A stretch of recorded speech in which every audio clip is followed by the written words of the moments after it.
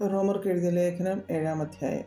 സഹോദരന്മാരെ, ന്യായപ്രമാണം അറിയുന്നവരോടല്ലോ ഞാൻ സംസാരിക്കുന്നത്. മനുഷ്യൻ ജീവനോടിരിക്കും കാലത്തൊക്കെയും ന്യായപ്രമാണത്തിന് അവൻ്റെ മേൽ അധികാരമുണ്ട് എന്ന് നിങ്ങൾ അറിയുന്നില്ലയോ?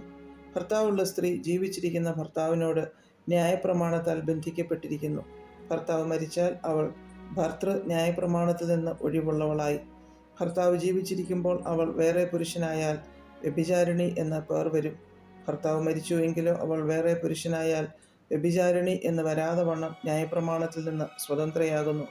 അതുകൊണ്ട് സഹോദരന്മാരെ, നാം ദൈവത്തിന് ഫലം കായ്ക്കുമാറ് മരിച്ചിട്ട് ഉയർത്തെഴുന്നേറ്റവനായ വേറൊരുവന് ആകേണ്ടതിന് നിങ്ങളും ക്രിസ്തുവിൻ്റെ ശരീരം മുഖാന്തരം ന്യായപ്രമാണ സംബന്ധമായി മരിച്ചിരിക്കുന്നു.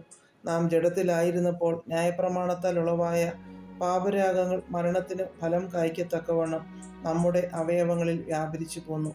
ഇപ്പോഴോ നമ്മെ പിടിച്ചടക്കിയിരുന്ന ന്യായപ്രമാണം സംബന്ധിച്ച് മരിച്ചിരിക്കൊണ്ട് അക്ഷരത്തിൻ്റെ വഴക്കത്തിലല്ല, ആത്മാവിൻ്റെ പുതുക്കത്തിൽ തന്നെ സേവിക്കേണ്ടതിന് നാം ന്യായപ്രമാണത്തിൽ നിന്ന് ഒഴിവുള്ളവരായിരിക്കുന്നു.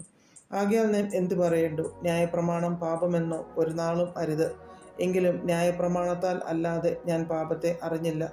മോഹിക്കരുത് എന്ന് ന്യായപ്രമാണം പറയാതിരുന്നെങ്കിൽ ഞാൻ മോഹത്തെ അറിയുകയില്ലായിരുന്നു. പാപമോ അവസരം ലഭിച്ചിട്ട് കൽപ്പനയാൽ എന്നിൽ സകലവിധ മോഹത്തെയും ജനിപ്പിച്ചു. ന്യായപ്രമാണം കൂടാതെ പാപം നിർജീവമാകുന്നു. ഞാൻ ഒരു കാലത്ത് ന്യായപ്രമാണം കൂടാതെ ജീവിച്ചിരുന്നു. എന്നാൽ കൽപ്പന വന്നപ്പോൾ പാപം വീണ്ടും ജീവിക്കുകയും ഞാൻ മരിക്കുകയും ചെയ്തു.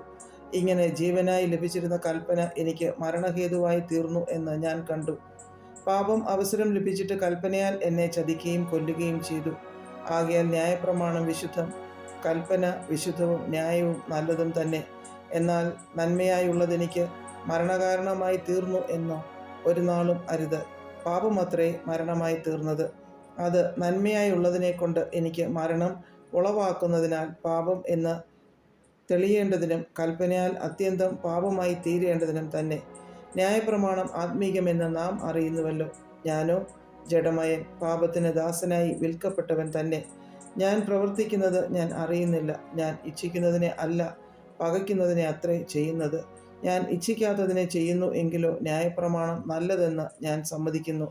ആകയാൽ അതിനെ പ്രവർത്തിക്കുന്നത് ഞാനല്ല, എന്നിൽ വസിക്കുന്ന പാപമത്രേ.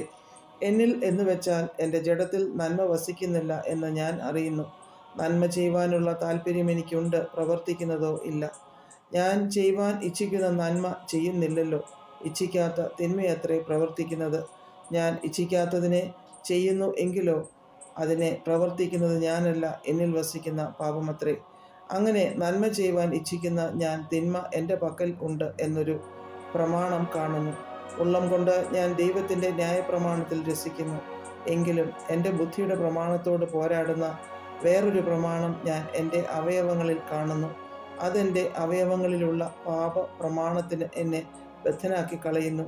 അയ്യോ, ഞാൻ അരിഷ്ട മനുഷ്യൻ! ഈ മരണത്തിനധീനമായ ശരീരത്തിൽ നിന്ന് എന്നെ ആർ വിടുവിക്കും? നമ്മുടെ കർത്താവായ യേശു ക്രിസ്തു മുഖാന്തരം ഞാൻ ദൈവത്തിന് സ്തോത്രം ചെയ്യുന്നു. ഇങ്ങനെ ഞാൻ തന്നെ ബുദ്ധി കൊണ്ട് ദൈവത്തിൻ്റെ പ്രമാണത്തെയും ജഡം കൊണ്ട് പാപത്തിൻ്റെ പ്രമാണത്തെയും സേവിക്കുന്നു.